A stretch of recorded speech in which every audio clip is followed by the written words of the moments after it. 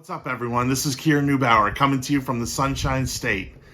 I have something really special for you today. This is my very first podcast, my very first video here on YouTube, and the first of many to come.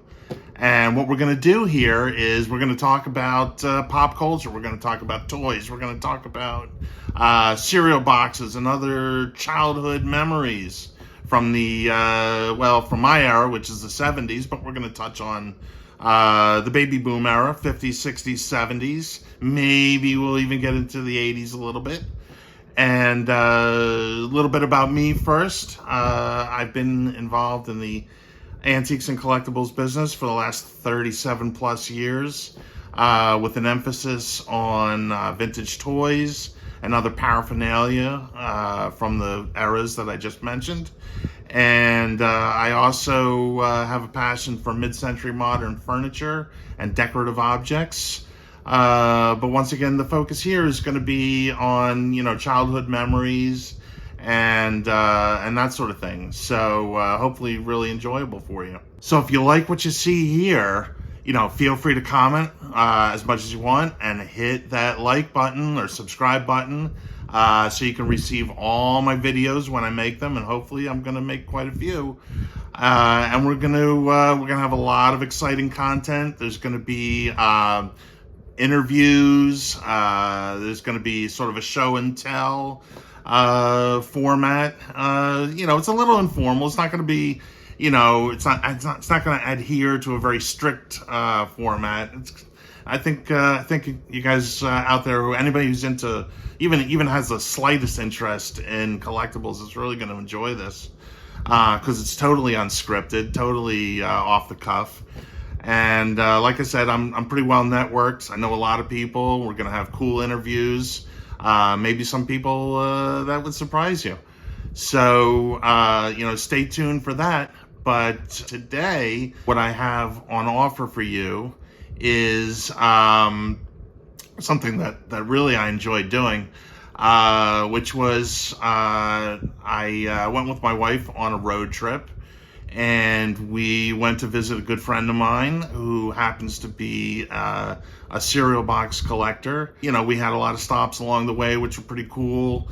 But that's really beside the point. What was of most interest, I think, to those of you watching is, this guy's collection. So what you're going to see in this next video here is something that you rarely get to witness, which is just something really phenomenal. I'm not going to give away too much because I want you to watch the video. And as you're watching it, you're going to see all kinds of great things, and whatever that you see that appeals to you, and if you want to comment on it, feel free to comment in that section below. We'll talk about it. I'll read your comments. I'll respond. And I hope that everybody really enjoys it. So you're definitely going to want to watch to the very end, because I'm going to come back on after the location video, and I'm going to have something that you'll definitely want to hear at the end. Without further ado, let's rewind a little bit to that road trip, and here it is. All right, here we are. We are in the city of Newton in the great state of Kansas. It's a great day. The sun is shining now, but earlier on we had rain, and we even had some hail. But you know what? That didn't dampen my spirits, because I've got a tremendous episode for you today. A great show. You're not going to believe what is in this house behind me here. All right, so it came all the way here from Tampa, Florida, with my sidekick / wife, Robin. And we are here to visit my friend Kurt Lawrence, who is a collector, an extreme collector. And you're going to get to see what he has in this house right here. Let's go meet him now. All right, I'm in the house. Here's the man himself, Kurt Lawrence. Hey, Kurt, how's it going? Good. How you doing? How are you doing? Awesome. Let's go upstairs. Let's check out what you got. All right, come on up. Awesome.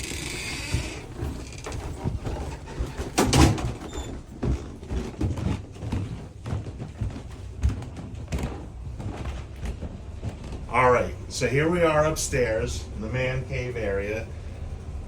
Guys and gals, this is one of the greatest, one of the top cereal box collections in the world, right here. And we're gonna just take a walk right through it. Follow me. Cereal boxes everywhere, thousands of them, hallways, stacked up here, there. Kurt, how did you do this? What? Give me a little history. Well, I started collecting Wheaties probably in the mid '90s. My boys were collecting Jordan basketball cards, and I wanted to have something to kind of connect with them, and that's when Jordan came back out of retirement, and his one box that had his back on it, and so that I started collecting the Wheaties boxes, because to me they were like just more or less a large sports card in themselves. And then I did that until the early 2000s, did that for about 6-7 years, and I happened to be browsing the internet and found this site called Cereal Bits, and you took it from there. You dove in head first that's into this hobby. I mean, like, no waiting. You just started buying. I did. I learned. There were several people that were very kind in helping me to kind of learn the ropes, and it's something that you never really ever know everything about it. But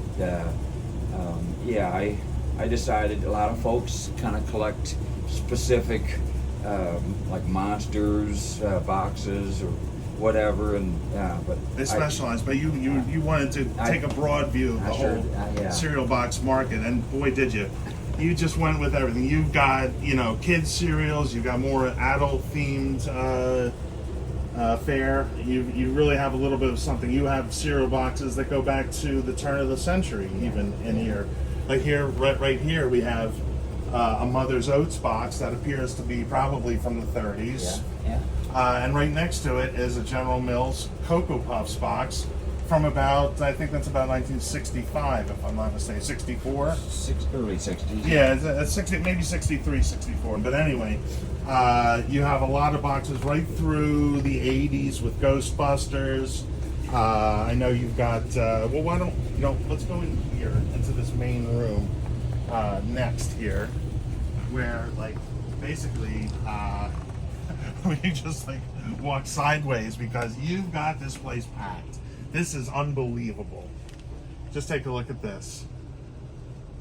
You guys, look at all the bins down here filled with cereal boxes right down the line. It's really unbelievable. And then behind the cereal boxes, of course, you have hundreds of magazines with Jordan and Kobe, your favorite players, and so that's what you got here.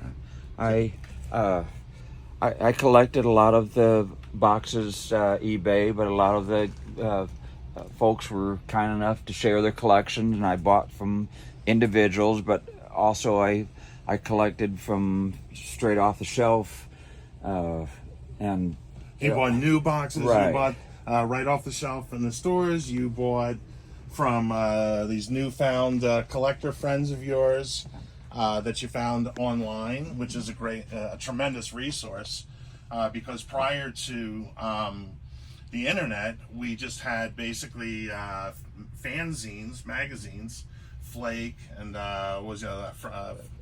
Freakies, I think, magazine. Freaky Magnet and Flake. Right, Freaky Magnet, exactly. Planet Q. And that's how collectors would get together, is through these magazines. Prior to that, you were on your own.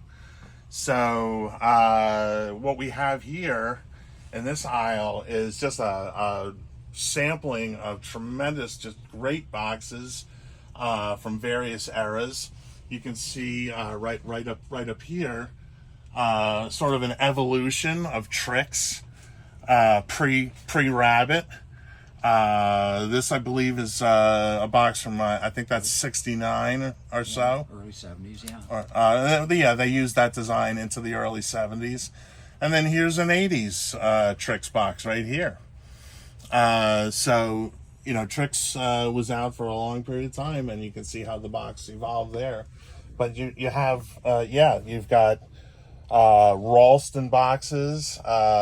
Sometimes they just have a anonymous little boy on there, and sometimes they have a tie-in, like a movie star tie-in. Here's Elizabeth Taylor in a movie called Father of the Bride, promoted on the front of the box.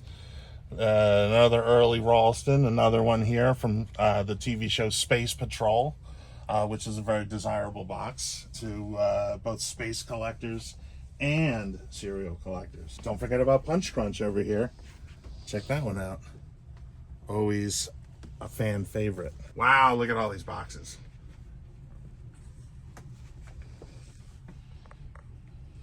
Kurt, this is unbelievable. It's just incredible. Well, thank you. Not only do you have great boxes, you have them displayed in such a way that, like, I'm just drooling. I always enjoy coming up to this room. I would too. I'd sleep in this room. It was fun. Yeah. I put a mattress somehow between the aisle here. All right, so over here on this wall we have some neat stuff. We have this little grouping of Nabisco boxes are really cool. This is like my era. The prizes that you got here were made by a company called MPC, who also would sell these same figures on cards or in bags at your local toy store. But here they came up with exclusive colors just for Nabisco. So you have dinosaurs, wild animals, more dinosaurs. I particularly like this one down there. Yeah. And then, you know, you have more boxes here. Here's a particularly tough to find early 80s boxes. Jiminy Cricket's Wishing Stars. I believe this was test marketed, and the problem that they had was that at the time, very few kids knew who Jiminy Cricket was, because, you know, he had a role, a good role, but it was in Pinocchio, which is from, I think, 1940. And so in 1982, you know, he wasn't on, I don't think he was on television or anything, so very few kids knew who he was. Very short-lived cereal. Me coming into the hobby, you know, later, and being a little bit of the older generation, when I found out there was a Jiminy Cricket box, I just, oh my gosh. Absolutely. I mean, it's a must-have for any serious collector, but very hard to find for an 80s box. And here we have one of my personal favorite boxes, because it's right from my childhood. This was my favorite cereal, along with Frosted Rice Crinkles, and with a very memorable premium, the little terrariums, with one of which you would get inside, and it came with a little piece of foam and a seed, and that's, well, I guess all you really needed was water and some sunlight, and there you could grow your own whatever it was. So a super cool box with you know, one of the, in my opinion anyway, one of the more fun premiums of that era. Love that one. And then here you've got another short-lived design, Kellogg's Stars. They would kind of change the mascot every few years. This one is an anthropomorphic moon character, and you have a great premium here, the Mail Away Banana Splits pinup posters, which of course they made one for each character. Very psychedelic looking. And there is the back panel showing all the posters. Get all for $1. Cheap at any price, I would say. All right, and then here is a trial size Corn Crackos. That's another, probably from the same era as the Stars, 68, 69, probably into early 70s.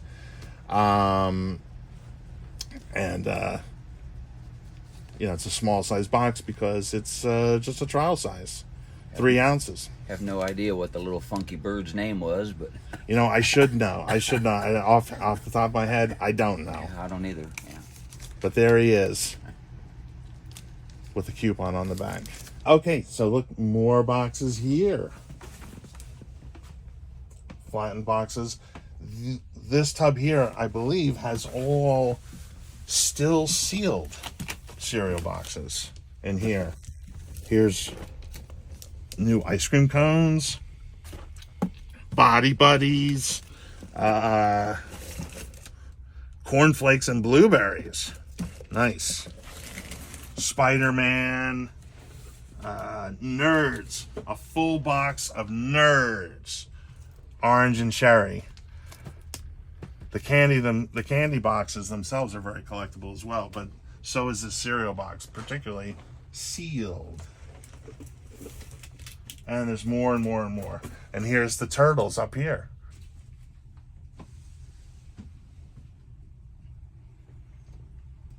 Getting Yoda. All right, here we go. I'm walking sideways because I have to. I'm a big guy. What can I say?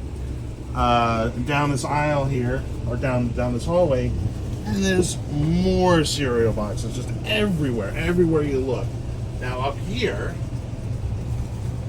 we have boxes that contain the snack size. I love these. Take a look at this Post 10s set here. Factory sealed. Unbelievable. After all those years. Here it is. And look at this.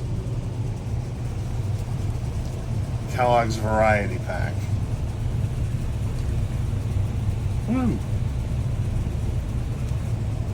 Now take a look inside here.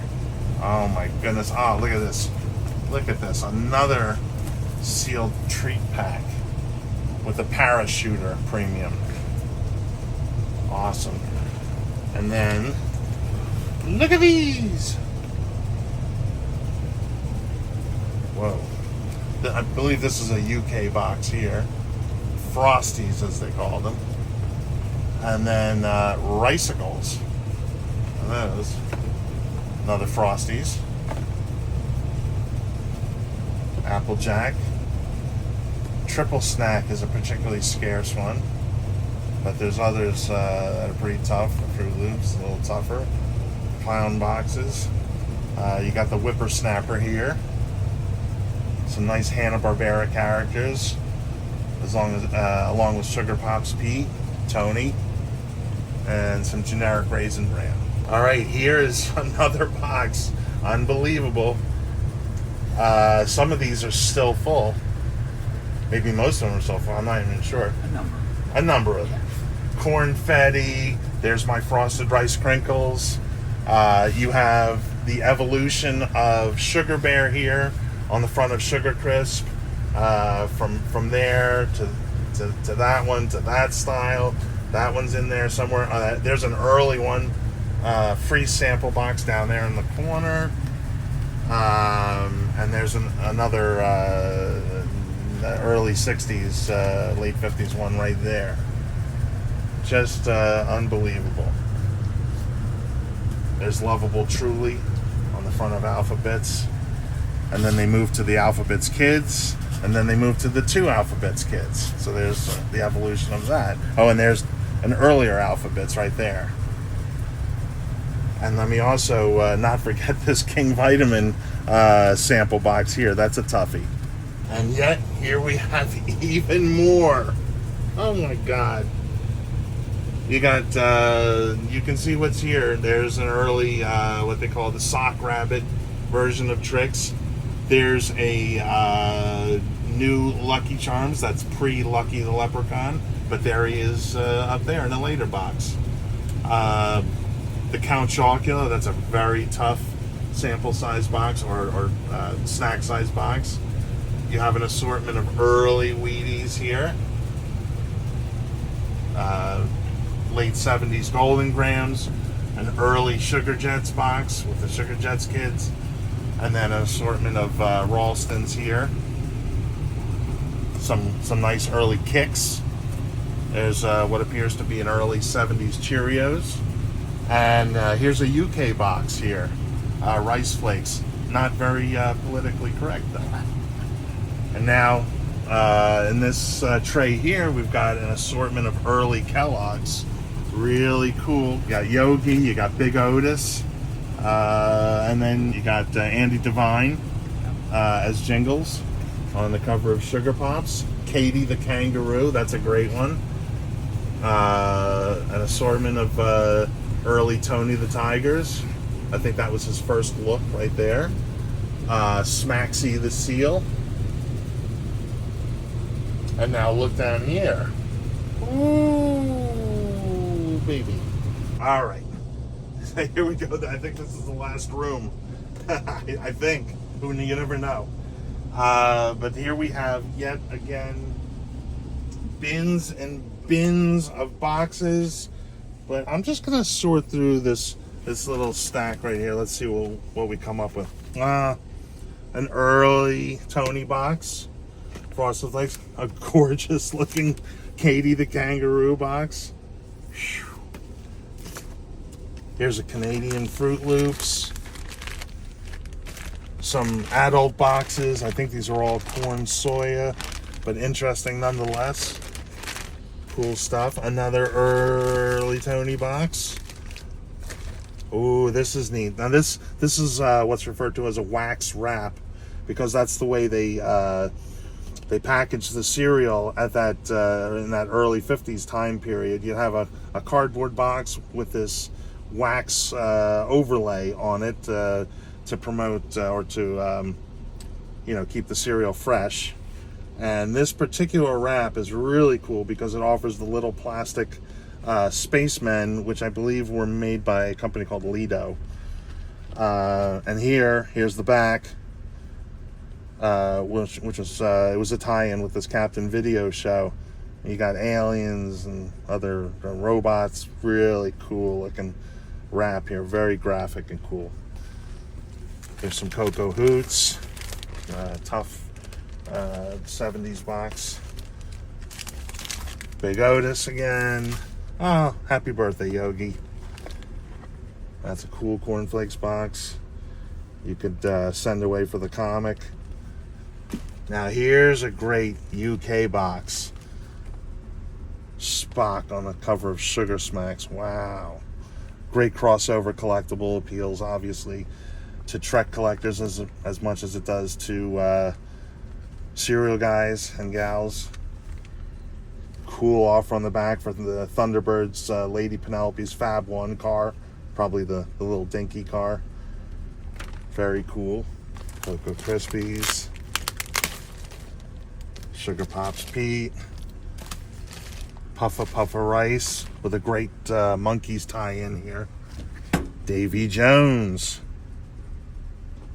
All right, cool box. Now, by the way, for those that don't know, these are referred to as file flats. They were never assembled or sold. They were kept usually by executives from the cereal company or from the advertising agency that represented the company, or from perhaps maybe the printing company. They would sometimes save these as for their archives. So that's how this type of thing survived. And in fact, we can see here there's 2 punch holes, so this likely was in a binder at one time, and that's how it was saved. Cornflakes with great Flying Superman offer, a whole bunch more.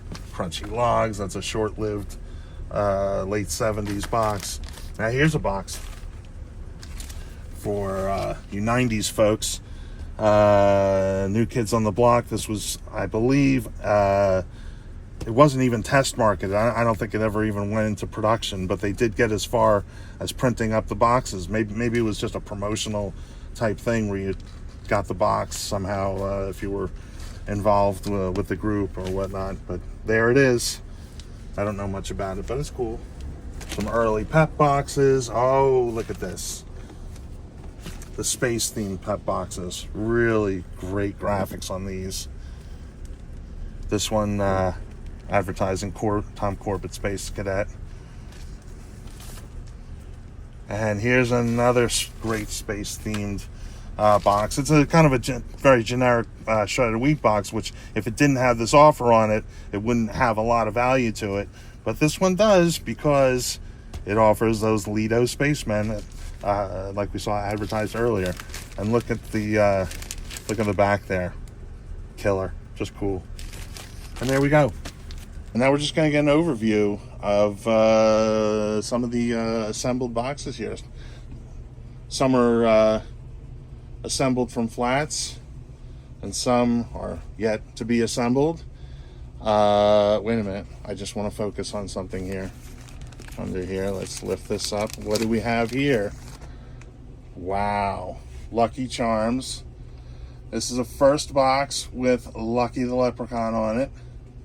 And this one is particularly cool because it has Tennessee Tuxedo from Total Television Studios. And then on the back panel, you got Mr. Whoopi, as voiced by Larry Storch from F Troop fame. And if we close in here, we got a little shot of Tennessee and Chumley, his pal, as they're escaping from the zoo. And then, as I knock everything over here, on the top of this stack, oh yeah, look at that, just randomly sitting there, a triple stack box, not too rare. And I'm just going to do a sweep here, so you can just get a sense of what's involved. I mean, this is just an incredible collection. I mean, I know guys and gals that have boxes. This is just so comprehensive. Just look at this as I knock this to the floor. You know what? I'm gonna open up this box because I know what's in here. Let's just open this here and look inside. Oh, hello, Coco Freakies. Some of you know what that is. For those that don't, it's expensive and rare. Okay, we're gonna put that over there. There's a full sealed Fruity Pebbles box from the early to mid 70s, actually probably mid 70s. A full Sugar Crinkles box with a packet of Charms, hard candies inside. Here's a Sugar Crisp box, early box with the Bears, and on the back, Roy Rogers Golden Record and Dale Evans Golden Record offer. Okay, and more stuff, some newer Quisp.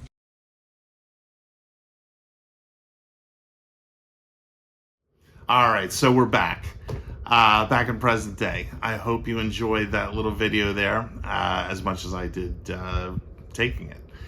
So there you have it. That was my friend Kurt Lawrence. Unfortunately, I wanted to do a little sit-down interview with him at the time, but we ran out of time to do that. So that's something to look forward to in the future, I think. But in any event, so he has this collection of 8,000 cereal boxes that I looked at while I was up there. But what I left out of the first video is that my intention of going up there was, besides to visit Kurt, was actually to buy this collection of 8,000 plus cereal boxes. And I did just that.